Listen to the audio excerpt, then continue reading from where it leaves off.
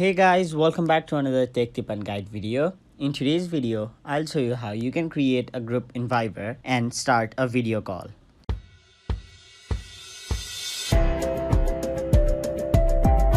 So first of all, open your Viber app, then tap on this icon on the top right corner of the screen, then tap on New Group, and here you can see all of your friends in Viber.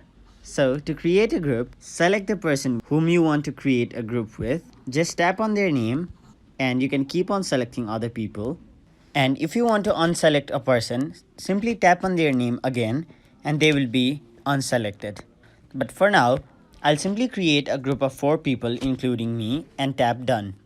And then your group will be created. Now to start a video call, tap on this icon on the top right corner of the screen. Or if you want to start a voice call, you could simply do so by tapping the option to the left of video call. But for now, we'll simply start a group video call by tapping the option.